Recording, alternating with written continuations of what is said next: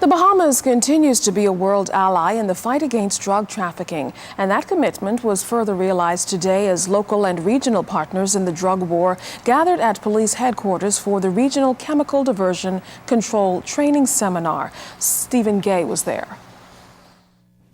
Local and regional law enforcement agencies and health officials will meet for the next week at the Paul Farquharson Center for the Regional Chemical Diversion Control Training Seminar put on by the Ministry of National Security and the Inter-American Drug Abuse Control Commission. This seminar is geared toward training personnel in accepted practices when it comes to identifying and handling precursor chemicals used in the production of drugs like LSD and angel dust, chemicals that are common in most countries and used for a variety of everyday tasks. Minister of National Security, the Honourable Dr. Bernard Nottage, told delegates that the challenges associated with production, trafficking, use and abuse of narcotic drugs and psychotropic substances have become the great unifying factor for nations around the globe. It's why the government seeks to build on the Precursor Chemicals Act, which was enacted back in 2007. The government of the Bahamas remains committed to developing effective enforcement strategies to combat the threats of illicit drug trafficking and precursor chemicals. We realize that this cannot be done in isolation. From a legislative standpoint, we seek to review and revise our laws as necessary to meet any new challenges within the Bahamas and in fulfillment of our global obligations.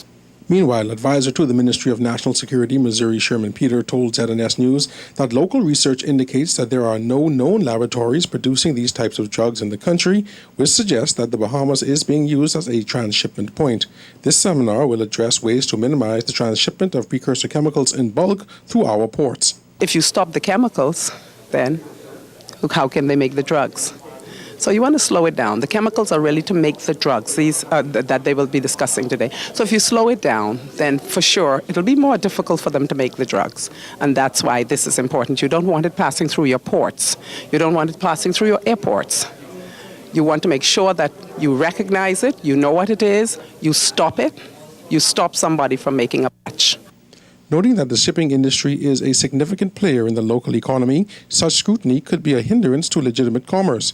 That's why local law enforcement agencies are involved in training. If we stop that sort of thing flowing through our ports, we might be stopping legitimate commerce. You always have to keep that in mind.